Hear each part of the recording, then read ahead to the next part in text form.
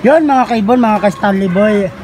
Araw ngayon ng Miyerkules, no, tingnan natin yung ating mga kalapati dahil ilang araw nang umuulan. At silipin natin kung okay pa yung kanilang kondisyon at kung wala silang karamdaman, no, o sintomas ng sipon.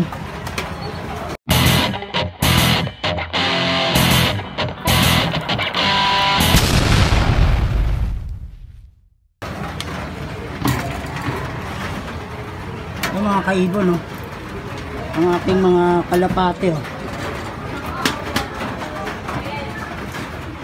Yan.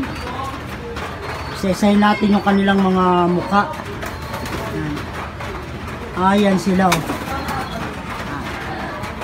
At hindi pa natin napapatukato at ngayon pa lang at maulan nga, pero isa-isay natin ang kanilang mga mata kung may sintomas para mabigyan natin ng oregano. So kailangan muna nating maglinis ng kulungan. Ayan, para maging okay na okay sila.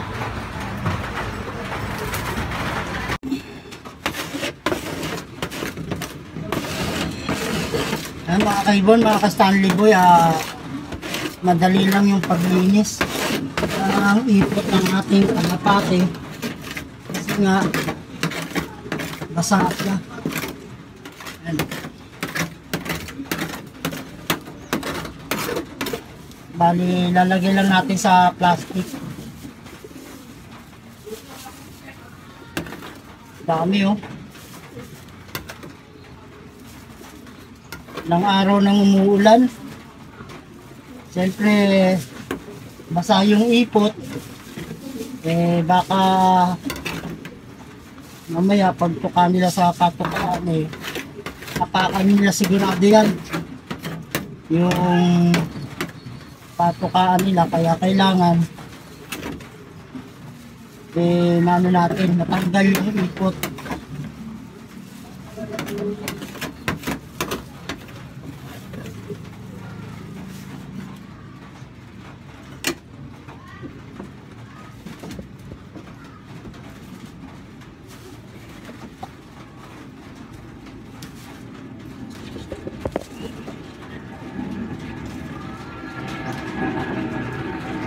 Gamitin muna natin itong lagayan ng tubigan para pantakot sa ipot.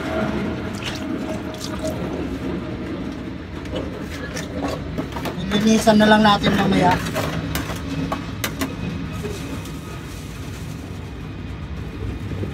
Sampay pa.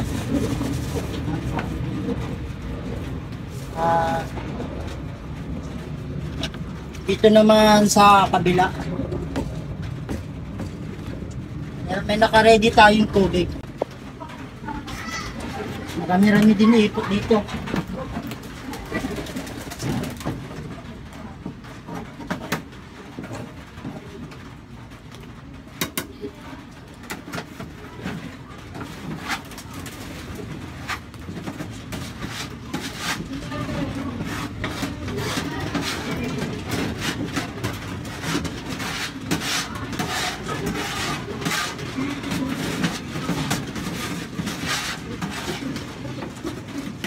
Madali lang siyang linisin kasi nga basa na, pero mahirap nga lang trabahuin.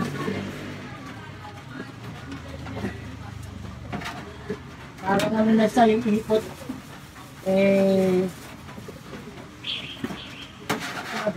matubig.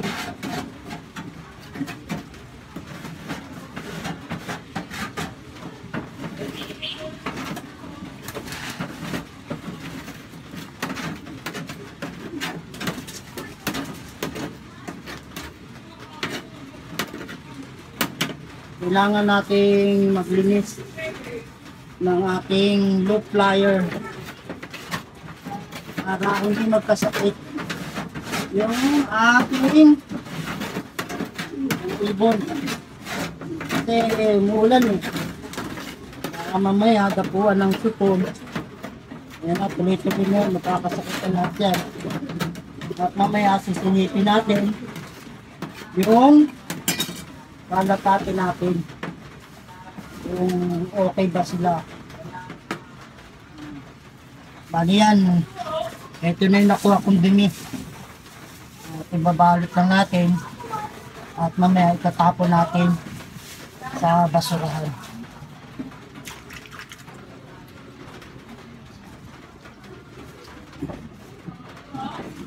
Siyempre yung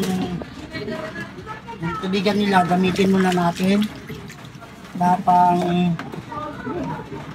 uhos. Pero sasabunin naman natin yan nila. At may tubig tayo naka-ready dyan. Ito laulan naman, diretso na kami sa bubong. Madali lang linisin mga kaibigan.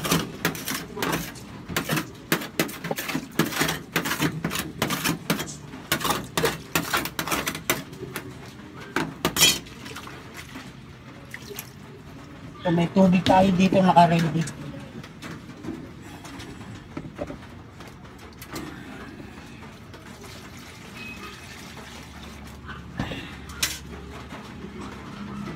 Para uling bagong lagay yung ating sahig. Dito naman.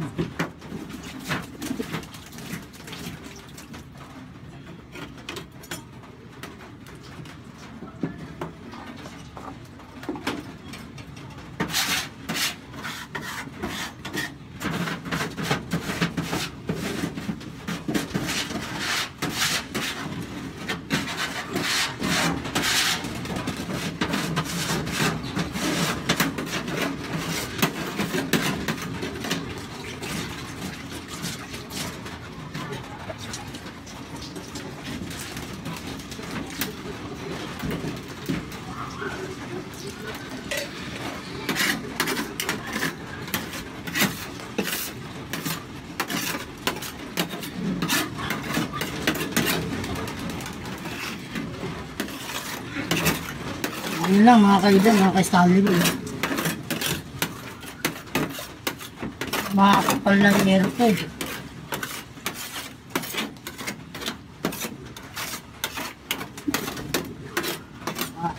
Isang buhos pa ng tubig.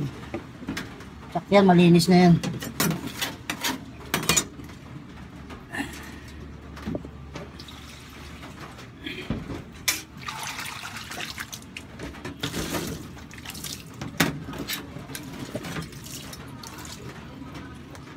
Malinis na.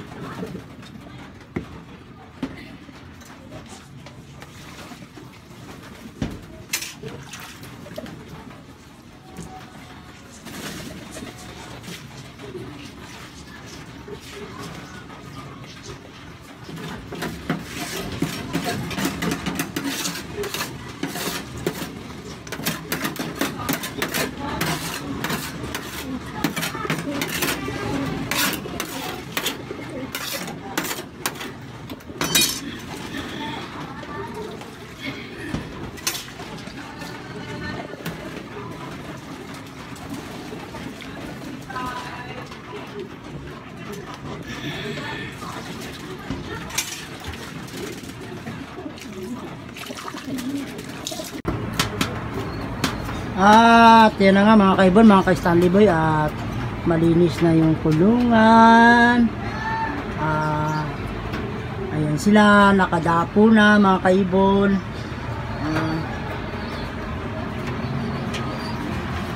Kalapate. At ganun dito rin sa kabila. Titingnan natin. Putol-putol yung ating video gawa ng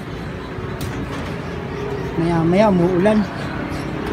Hawak tayo ng maigi at baka magdulas tayo. Ito naman sila, yung nandito yan oh.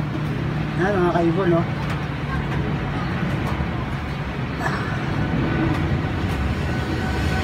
Yan yung ating mga ibon. 2, 4, 5, 6, 7. Tapos sa kabila 8, 9, and 10. 10 sila mga kaibon, mga ka-Stanley Boy. Okay na silang lahat. Ang kailangan na lang natin na patuka yung ating mga kalapate. Yan. Yan mga kaibon, no? Yun, no, yung pasingawan nila hindi ko pa naayos. Yung butas na yan, no? May ano yung dapat yan, may double walling. Yan, no? Tingnan nyo mga kaibon, malinis na malinis. At maya maya patukay na natin sila. Tingnan muna natin yung kalagayan ng ating tangkol. Yan yung lakas ng hangin. Yan si Habagat. Si Habagat yan, oh. Grabe, marami ng bahang na iulat niyan na Habagat. Panahon natin bagyo. Yan, oh. Ito naman yung sa norte. Yan, lugar na yan. Ito yung south. Buhos-buhos ang ulan ng malakas. Titigil, buhos ulit. Grabe yung panahon natin. At dito na tayo, balik na tayo sa ating loop flyer. So, bali silipin naman natin yung ating kalapate. Tingnan natin kung meron silang sipon o sintomas ng sipon. Isa-isahin natin sila. At tingnan natin to.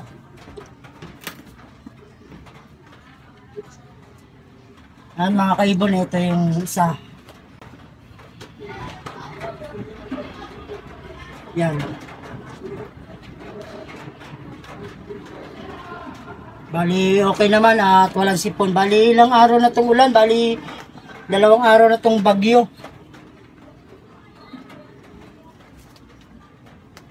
At hindi pa ako nagpapalipad simula nang bumagyo.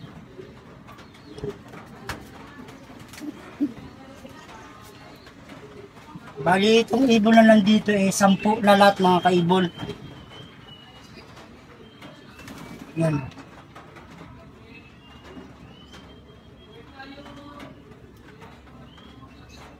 Check natin sila isa-isa. Okay naman yung kanilang mga mata. Okay na okay, walang sintomas ng pagsisipon yung dalawa. Pangatlo ito.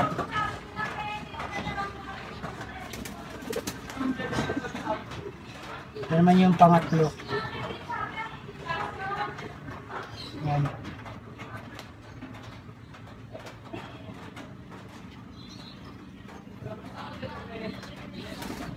Okay naman siya. Ito pang-apat mga kaibon, mga ka-Stanley Boy. Itong ibon na to lahat ay puro pang south. Yan.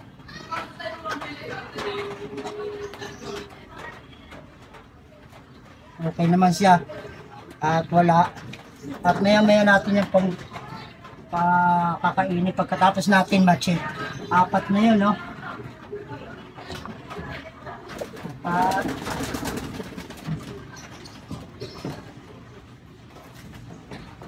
ito, pang-5. Ito yung bagong lagay ko. Hindi ko pa ito napapalipad. Yan, no?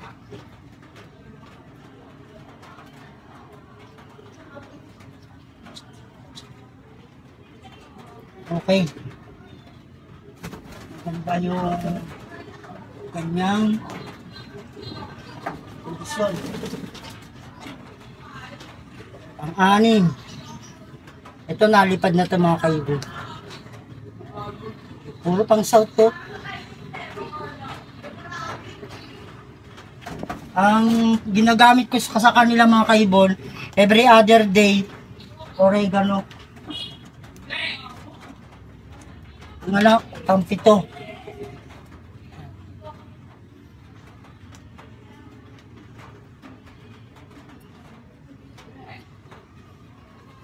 Okay. Okay naman yan. Oregano lang ang ginagamit ko every other day.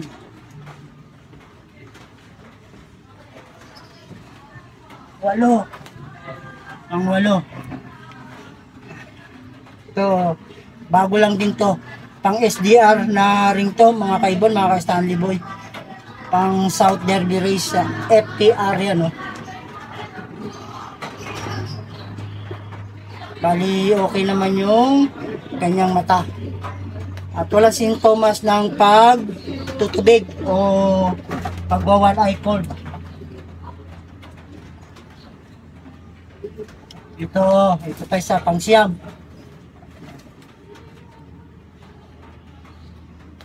Yan mga kaibon, no? Mahihain na marap sa camera eh. Ayan. Pag siyam, okay naman. Ganda ng balahibo, parang hindi nababasa ng ulan. At ito naman pang 10. Stock bird ko to mga kaibon, mga ka-Stanley Boy. Barako. Yan.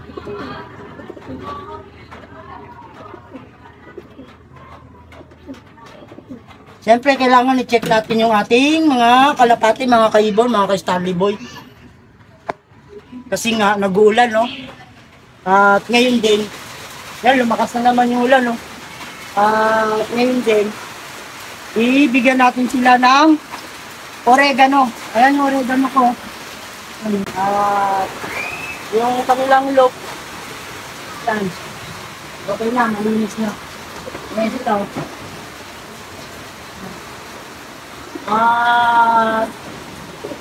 Nagtrapo sila. Okay yung kalagayan nila. Yan. At okay naman, mga kaibon, mga ka-Stanley Boy. At wala silang sintomas ng pagsisipon. So yun mga kaibon, mga ka-Stanley Boy. At mamaya, pag pinatuka ko sila, bibigyan natin ng oregano dahil kapon wala. Nung isang araw lang meron. So yun lang ang gamit ko mga kaibon. Hindi pa ako nagbibigay ng pang prevention sa kanila na talagang tawag nito antibiotic. Kumbaga sa ano, natural lang tayo mga kaibon. Tara, patukay na natin sila. At yan mga kaibon, patukay na natin sila.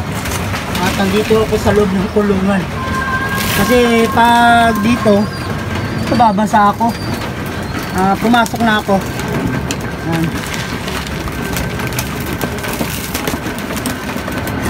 At maya maya bibigyan din natin sila ng oregano dahil na-check na naman natin sila. Okay naman yung ating ibon at walang sintomas ng pagsisipon. Pangontra talaga sa sipon ang oregano sa mga sakit. Yan, namin natakal sila at magana silang lahat kumain. Yan mga kaibon, mga ka-Stanley Boy. Ayan yung ating mga kalapati ngayon. Sisiguraduhin natin na maganda yung ating pag-aalaga para pag ikinarera natin uli ito sa South 2024 o 2025 yung bird to mga kaibon maganda yung ulipad. Kailangan talaga hindi magkasakit. Kagaya nakaraan, hindi rin naman nagkasakit yung mga kalapati natin. O kalapati ko, yun nga lang, hindi tayo pinalad o sinuwerte na makasungkit ng panalo. Pero, yung kalapati, ulit yung mga kaibon, mga ka-Stanley Boy, umabot po ng Kalo Leyte ang hagis. Yun nga lang, hindi tayo nung nakachamba na makapag-clock. At yung isa naman, nailod natin ng MacArthur Leyte. Hindi rin nakapag-clock at hindi na umuwi. Yung dalawa na yon sa 4 na ikinarera ko. Bali 8 kalapati yon, 4 yung natira. Hanggang dulo umabot yung 2. At ito naman, nag-aalaga tayo ng panibago ulit natin na ikakarera sa South. Kaya kailangan galingan pa natin na magkaroon tayo ng karangalan yung darating na South Derby race sa FPR. Ayusin natin mga kaibigan o mga kaibon. I-develop pa natin ng maigi yung ating kakayahan. Kasi nakaranya, kulang tayo ng mga supplement na binibigay natin sa ating kalapate. Okay lang to ngayon sa kanila, ganyan ang pagpuka. Hindi pa naman tayo naglilinis ng kalapate.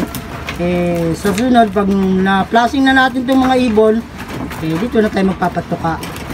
Sasabit na natin para hindi nila naapakan. Yan mga kaibon, mga ka-Stanley Boy, dyan natin makikita yung kalapating healthy. Maganang-magana silang kumain. Ano? Ang panay-panay ang ulan mga kaibon, may bagyo kasi. Ano? Yun yung panahon. Grabe ang panahon. Ilang araw na to. Halos magtatatlong araw na to.